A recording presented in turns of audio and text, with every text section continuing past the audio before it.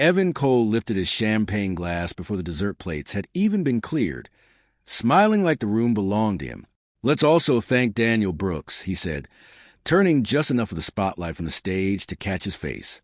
"The guy funding our future." The laughter came fast. Polished, expensive, careless laughter. Crystal chandeliers threw warm light across a ballroom full of donors, executives, and people who had spent the evening pretending generosity made them decent. I heard the clink of silverware, the soft scrape of chairs, the low hum of a jazz trio near the windows overlooking downtown Chicago. And right beside me, Lauren laughed too. Not a nervous smile. Not the kind of laugh someone gives when they plan to correct the insult a second later. She laughed like Evan had earned it. I sat there with one hand around my water glass, watching the reflection tremble against the white tablecloth. Lauren had spent an hour getting ready for the gala in our apartment, stepping out of the bedroom in a black satin dress that caught the light at every angle. She asked me if the necklace was too much. I told her it looked perfect. She barely looked up from her phone when she thanked me. The invitation had her company logo embossed across the top in silver. Annual Children's Foundation Gala. Black tie. Downtown. Important people. Future-facing partnerships. Lauren said attendance mattered, that Evan had personally asked if I'd be there, and that it would look good if her husband showed support. I came because that was what husbands did when their wives still spoke about the future, like it included them. All evening, I had watched the two of them orbit each other with the smooth confidence of people who no longer worried about being noticed. Evan's hand at the small of her back as he guided her through clusters of donors. Lauren leaning toward him when he spoke, the kind of lean that ignored distance on purpose. Private jokes, long glances, that easy, practiced closeness people only call innocent when they need to lie to survive. Then came the toast. Evan turned to me with a grin too sharp to be accidental. "Seriously, Daniel, we appreciate the support. Every empire needs a quiet investor." More laughter. A few people actually looked at me to see how I'd take it. Lauren crossed one leg over the other and swirled the last of her wine. "Evan," she said softly, but there was no warning in it. No defense. Just a tone that said keep going, just not too obviously. He did. "What?" "I'm being honest." He lifted his glass toward me. "To sacrifice." This time the laughter spread wider. I looked at Lauren. She met my eyes for half a second, then glanced away toward Evan with the faintest smile still on her mouth. In that moment, the room became painfully clear. The white orchids in the centerpieces, the gold auction cards near each plate, the smell of seared filet and expensive perfume, the city lights beyond the ballroom glass, and my wife, sitting next to me like I was a prop she had already outgrown. I smiled once. Small, controlled. Then I set my glass down, unfolded my napkin, and rose from the table without a word. I heard someone say my name before I reached the edge of the ballroom. It was Lauren first. Sharp, low, controlled. "Daniel." I didn't turn around. Behind her came faster footsteps. Then Evan's voice, smooth for the audience, irritated underneath it. "Come on, man. It was a joke." That word almost made me stop. Not because it hurt, because of how predictable it was. Public disrespect always becomes a joke the moment the target refuses to play along. I kept walking. The carpet in the corridor outside the ballroom was thick enough to mute sound. The music from inside dulled behind the closed doors, replaced by the softer noise of hotel staff moving carts, elevator chimes, muted conversations near the lobby bar. My dress shoes clicked once the carpet gave way to polished marble. I loosened my cuff with one hand and kept moving past a wall of framed black and white photos of old Chicago skylines. Lauren caught up with me near the elevators. "Are you seriously doing this right now?" she asked. I looked at the brass doors instead of her reflection in them. "Doing what?" "This." She stepped in front of me, breath quick, anger already outrunning caution. Walking out because Evan made one stupid comment. "One." I asked. Her jaw tightened. She knew better than to answer that. A second later, Evan appeared beside her, still carrying the same confidence he wore at the table, though now it was starting to crack around the edges. His bow tie sat slightly loose, and there was a faint flush in his face from champagne and attention. "Daniel," "Don't be dramatic," he said. "You know how these things go." I finally looked at him. "I do now." The elevator opened with a soft chime. A couple stepped out laughing, then quickly fell silent when they noticed the three of us arranged there like a scene no one wanted to enter. I moved past them and stepped inside. Lauren put a hand on the door. "You're embarrassing me." That was the first honest thing she'd said all night.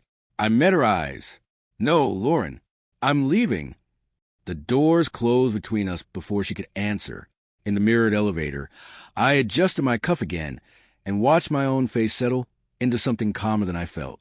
Not numb, not shaken, just clear. 23 floors down, I crossed the lobby, ignored the valet calling after me, and walked 3 blocks through the cold Chicago air before I called a car. By the time I reached my apartment, midnight had started bleeding into the city. The place was dark, still, expensive in a quiet way Lauren never noticed. I set my keys on the entry table, took off my jacket, and poured myself 2 fingers of bourbon I didn't drink. Then I crossed to my office. The secure folder was exactly where I'd left it, buried behind 3 layers of encryption under an ordinary project labeled no one would ever think to open. I sat down, entered the final password, and watched the files appear one by one on the screen. Corporate acquisition summaries, internal ethics reviews, executive disclosures, approval chains, and at the center of it all, the partnership deal Lauren had spent the last 6 months celebrating as the biggest opportunity of her career. Lauren always introduced me the same way. "Daniel works in analysis," she'd say, usually with a polite smile that ended the conversation before anyone could ask more. "Mid-level, predictable, safe, the kind of job people forget 5 seconds after hearing about it." I never corrected her. It made things easier. Less attention, fewer questions, no expectations. I leaned back in my chair and opened the main document at the center of the folder. The acquisition overview filled the screen. Clean formatting, confident projections, carefully worded assurances about compliance and transparency. Lauren's name sat halfway down the page under strategic coordination. Evan's name appeared higher, under lead development. Neither of them understood what actually sat at the bottom. Final validation authority. 1 signature. Mine. I scrolled slowly, not because I needed to read it again, but because details mattered. Numbers lined up the way they were supposed to. Risk disclosures were present, but thin. Too thin. The kind of thin that only shows up when someone believes no one will look closely enough to question it. That belief was their first mistake. The second was assuming I was exactly what Lauren told them I was. A mid-level analyst doesn't get independent access to executive compliance systems. He doesn't receive encrypted documentation directly from senior legal teams.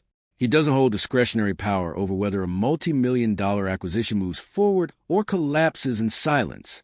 But an external compliance auditor does. And I wasn't just assigned to the deal. I had been selected, quietly, deliberately, because I didn't belong to their company. I didn't report to their leadership. And most importantly, I couldn't be pressured the way internal employees could. My job wasn't to make the deal happen. My job was to decide if it should. I clicked into the disclosure attachments, executive declarations, conflict of interest statements, signed, timestamped, archived. Evan's file opened first. Clean, too clean. No external relationships that could influence decision-making. No personal entanglements. No risk indicators. I let the page sit there for a few seconds. Then I opened Lauren's. Also clean, also signed, also false. I didn't need speculation. I had watched them all night. The way proximity replaced professionalism. The way familiarity slipped through every controlled interaction. The way neither of them even considered how visible it had become. People like Evan didn't hide things well. They hid them confidently. And Lauren, she had started believing that confidence was enough to protect her. I minimized the documents and opened the audit notes section. Blank, except for my previous entries, neutral observations, procedural confirmations, nothing that raised flags yet. That was intentional. You don't move too early. You don't warn people who think they're untouchable. You let them build the full way of their own exposure first. My phone buzzed once on the desk. "Lauren, I glanced at the screen, then turned it face down without answering. On the monitor, the deal still looked perfect. On paper, it was flawless. In reality, it was one missing truth away from collapse. I closed Lauren's disclosure file and leaned back, letting the silence of the apartment settle around me. There was a detail most people overlooked in deals like this, not because it was hidden, but because it was inconvenient, buried deep in the compliance framework, written in language that sounded routine, almost decorative. But I remembered it clearly, because I had helped write it. 3 years earlier, during a restructuring of internal audit protocols, I had pushed for a specific addition, a safeguard that most executives dismissed as excessive. Legal had argued it would slow deals down. Finance said it was unnecessary friction. I insisted. Eventually, they compromised. They always do when the clause looks harmless enough on paper. I opened the archive policy file and scrolled until I found it. Section 9.4, Ethical Exposure and Undisclosed Conflicts. The wording was precise. Cold. Final.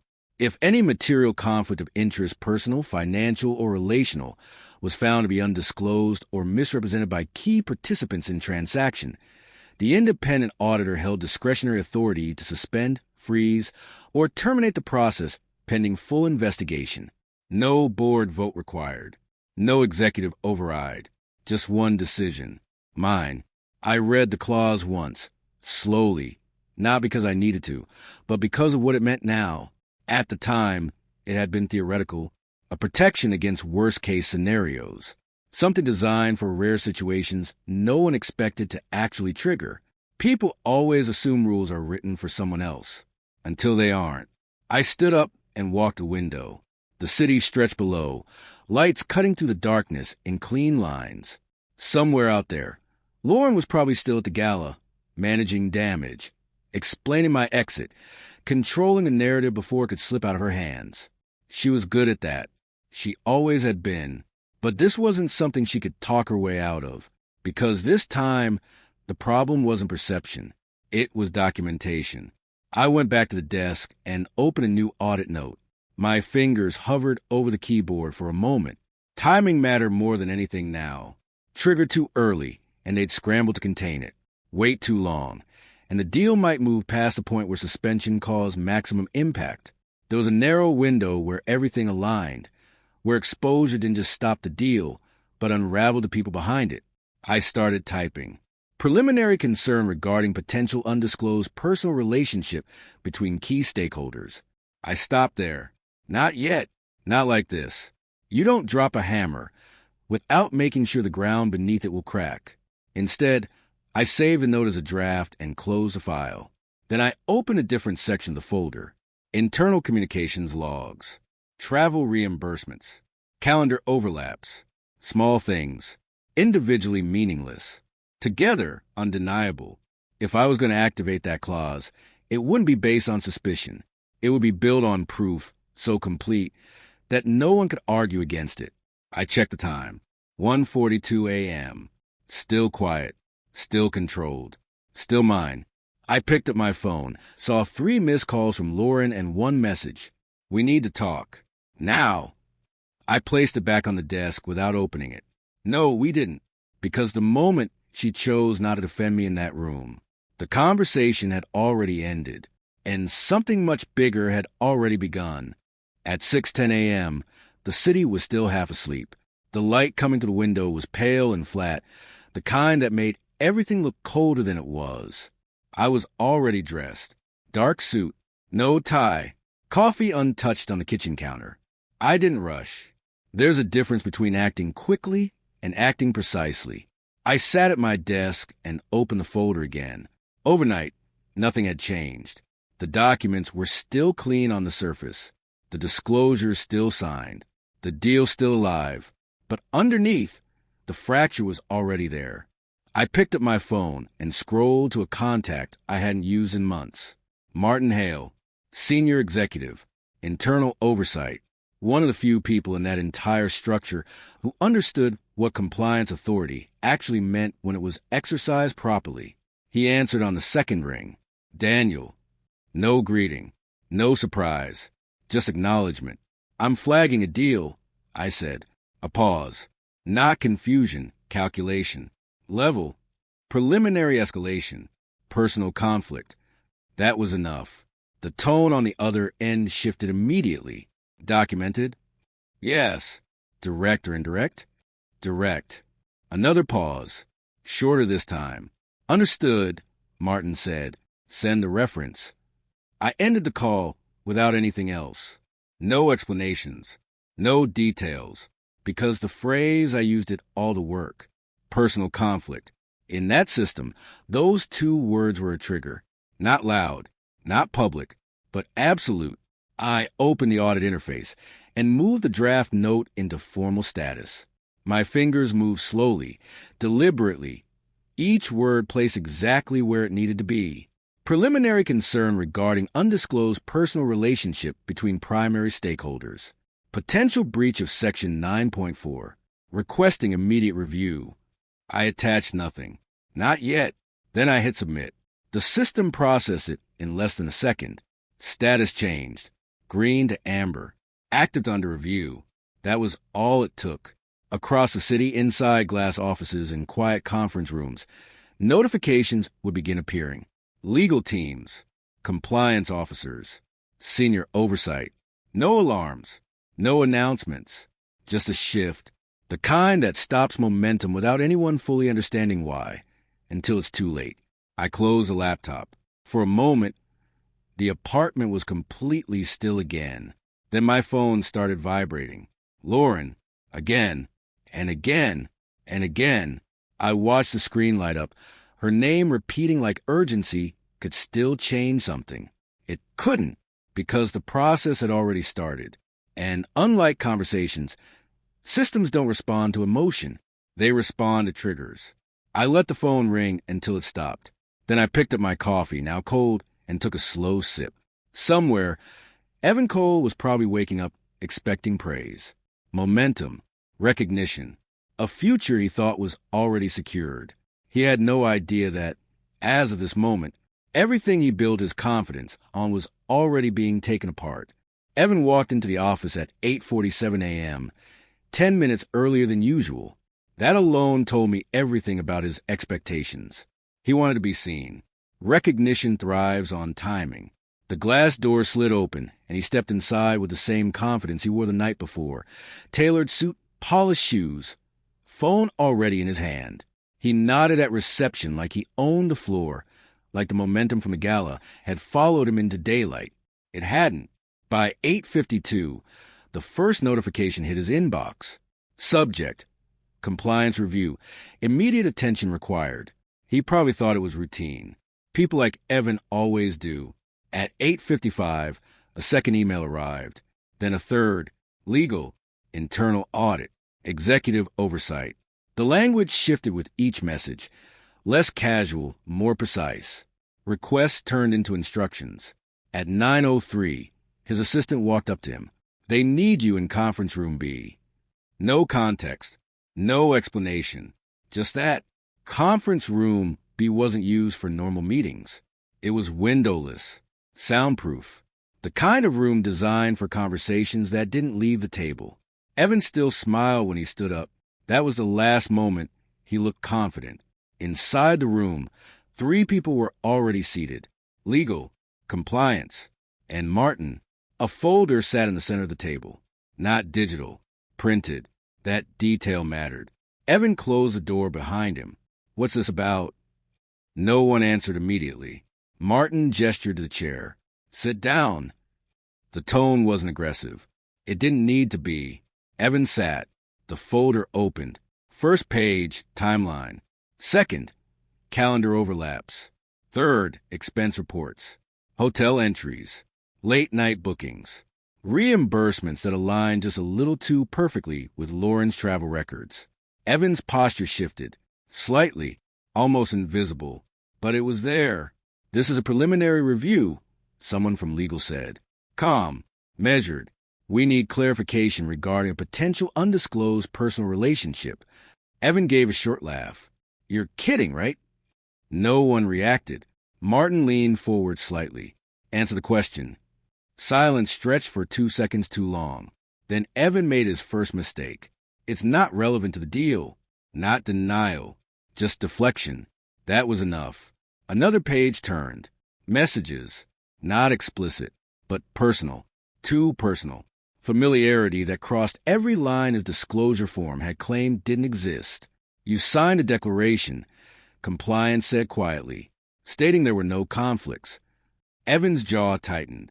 There aren't any to that effect. Martin cut him off. That's not your decision to make. The room went still. Evan looked around, searching for support that wasn't there anymore.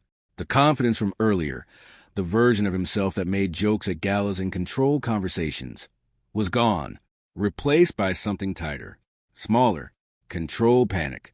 We're placing you under immediate suspension pending full investigation, legal said. The words landed clean. No emotion, no escalation, just finality. Evan blinked once. You can't do that over speculation. Martin closed a folder. We don't act on speculation. That was when it hit him. Not fully, but enough. This wasn't random. This wasn't internal politics. This was precise, targeted, deliberate, and somewhere in the back of his mind, he started to understand that the man he mocked the night before was the one who had just ended his career. Lauren didn't hear about it right away. At 9:15 a.m., she was standing in a glass conference room, mid-presentation, walking 3 senior managers through projected growth curves and partnership timelines. Her voice was steady, controlled, confident, like nothing had changed. She even referenced Evan once. Once leadership signs off, we'll move into final integration, she said, clicking to the next slide. No one interrupted her. Not yet. Her phone buzzed once on the table. She ignored it. Then again, and again. By the 4th vibration, one of the managers glanced down at the screen, then back at her with a look she couldn't immediately read. Lauren, he said carefully, you might want to take that. She forced a polite smile. It can wait. It couldn't. The 5th call came through. Unknown number. She declined it. The 6th came immediately after. Same number. Something in her chest tightened. Excuse me, she said, stepping away from the table. She picked up the phone and answered as she walked toward the hallway. Yes. Lauren, the voice said. She stopped moving. She recognized it instantly. CO. No introduction. No pleasantries. Just her name. Her grip on the phone tightened. Yes, of course. Is everything all right? A pause. Then, no. The word landed heavier than it should have. Lauren straightened slightly, instinctively shifting into control mode. I'm actually in a meeting right now, but... You're not anymore, he said. Silence. Her heart started beating faster, but her voice stayed level. What's going on? Another pause. Measured. Deliberate. Evan has been suspended. The hallway suddenly felt too narrow. What? She asked too quickly. Effective immediately, he continued. Compliance review. Undisclosed conflict. The words didn't fully register at first. Undisclosed. Conflict. Her mind tried to rearrange them into something harmless. Routine. Temporary. Fixable. But something deeper, quieter already knew. That doesn't make any sense, she said. There has to be some mistake. There isn't. Flat. Final. Lauren swallowed. What kind of conflict? This time, the pause was longer. When he spoke again, his tone had changed. Colder. You should already know the answer to that.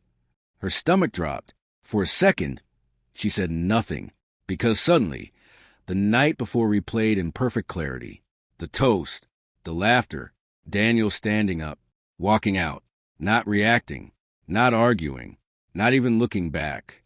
Lauren, the CEO said, cutting to the silence, I'm going to give you one piece of advice. She closed her eyes for half a second. What is it? You should call your husband.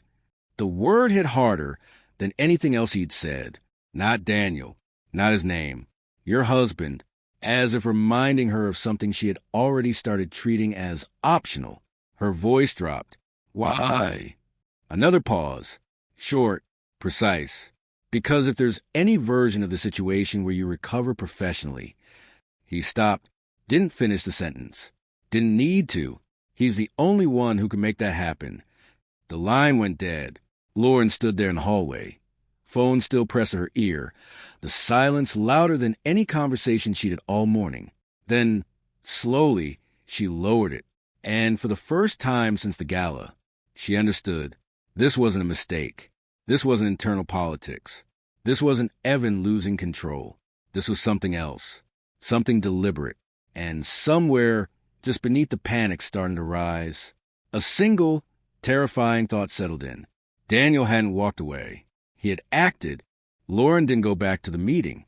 By 9:32 a.m., she was already in her car, hands tight on the steering wheel, breath uneven in a way she couldn't control. The city blurred past her in sharp reflections. Glass buildings, traffic lights. People moving like nothing had changed. But everything had. She called me twice on the way. I didn't answer. By the third call, she stopped trying. The silence was worse. When she reached the apartment, she didn't even notice she had parked crooked. The elevator ride up felt longer than usual, every second stretching under the weight of something she didn't want to name yet. Fear. The door opened, and immediately something felt wrong. Not chaos, not damage, just absence. The air was still, too still. My jacket was gone from the hanger. My shoes weren't by the door. The glass I had used the night before was washed and placed back exactly where it belonged. No sign of me. "Daniel," she called out. Her voice echoed slightly against the walls. No answer. She walked further inside, faster now, heels clicking sharply against the floor. Bedroom, empty. Closet, space where my suits had been. Bathroom, clean, untouched. Then she saw it. The table in the center of the living room. One object, a single key, and a folded note beside it. She slowed as she approached, like getting closer would somehow change what it meant.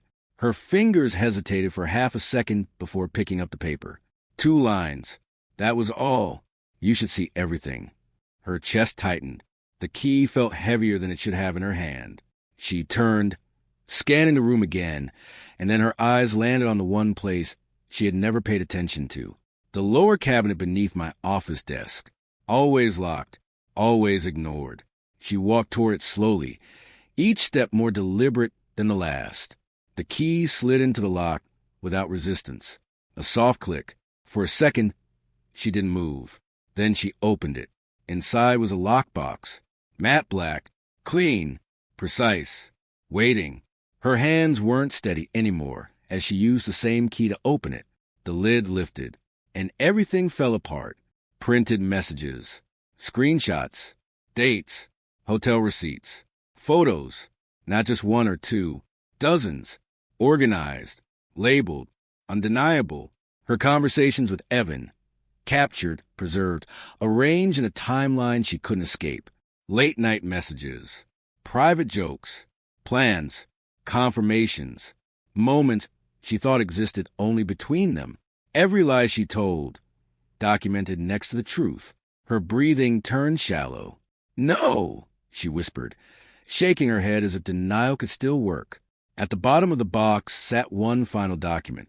Clean, formal, prepared. She pulled it out slowly. Separation agreement.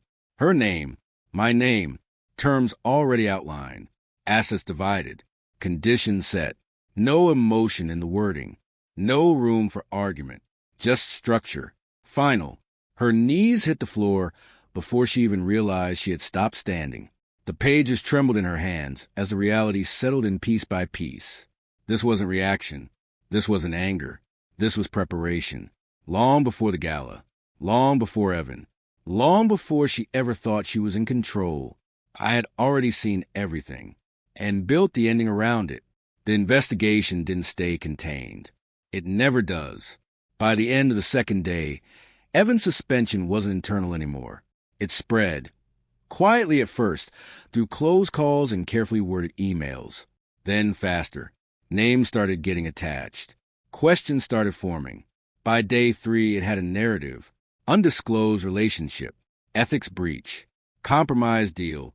The kind of phrases that don't just damage careers. They end them. Evan tried to fight it. Of course he did. He hired counsel. claimed it was personal, not professional, argued that nothing had impacted the integrity of the deal, that his performance spoke for itself. It didn't matter, because intent isn't what compliance measures. Exposure is, and his exposure was complete. Every message, every overlap, every moment that crossed the line between professional and personal, documented, time-stamped, undeniable. By the end of the week, his access was permanently revoked, title removed, position terminated. And then the part people don't say out loud. He was flagged, not publicly, but internally. The kind of flag that follows you quietly from one firm to another, closing doors before they even open.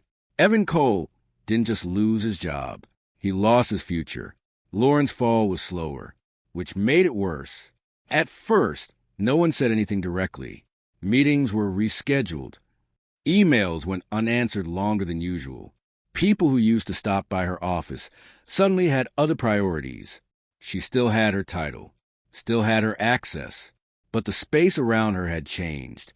Cold, measured, watching. Then came the formal notice. Internal review. Same language, different tone. She sat through her first compliance meeting alone. No Evan, no allies, just questions. Were you aware of any personal relationship that could be perceived as a conflict of interest? Careful wording, precision. She tried to control it, tried to minimize. It wasn't relevant to the deal. The same mistake, different voice. They didn't argue. They just wrote it down. By the second meeting, her access was limited. By the third, her projects were reassigned. By the fourth, the outcome was already decided. She just hadn't been told yet. Outside the company, the shift was even faster. People distanced themselves. Quietly. No statements. No confrontations. Just absence. Calls not returned. Invitations that stopped coming. Conversations that ended too quickly. Reputation doesn't collapse loudly. It erodes. And once it starts, it doesn't stop. Within 2 weeks, Lauren was no longer part of the company. No announcement. No explanation. Just gone. Like she had never been there. The network she had spent years building didn't defend her, because people protect value. And she had become a liability. In the middle of it all, she called me once. Not repeatedly. Not desperately. Just once. I let it ring, then stopped, because by that point, there was nothing left to discuss. What she lost wasn't taken from her. It was revealed. And once the truth is visible, there's nothing left to protect. 3 weeks passed before she understood what I had actually done. Not guessed, not assumed, understood. By then, the deal she had built her entire year around was gone. Officially, it had been restructured. That was the word used in the announcement that circulated through industry channels. Neutral, controlled, carefully vague. The original acquisition had been halted due to compliance concerns, but a revised version had already taken shape under new leadership. Different firm, different structure, different oversight. Lauren read it 3 times before the names fully registered.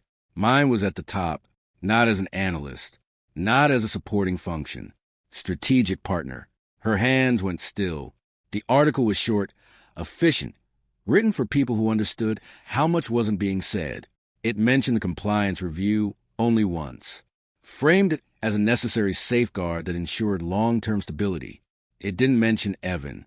It didn't mention her. Because they no longer mattered to the outcome. I had taken the deal apart, then rebuilt it somewhere else. On my terms. With people who understood the value of discretion, structure, and control. Everything Lauren thought she was working toward still happened, just without her. She tried to reach me again after that, not through calls this time. Through email, long messages, carefully written. No accusations, no defensiveness, just regret. I didn't know, she wrote. That part was true. You could have told me.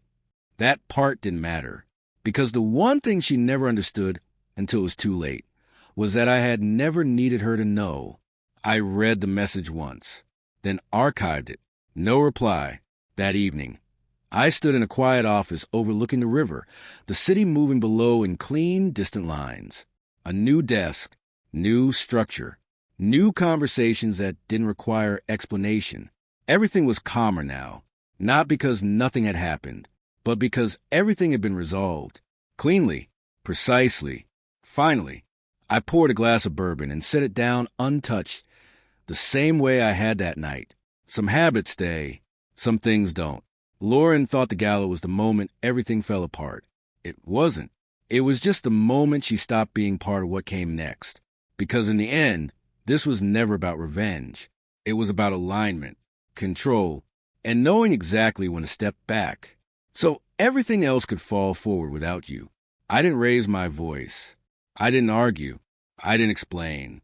I just made one decision at the right time and built a future where I was no longer surrounded by people who thought I was easy to replace.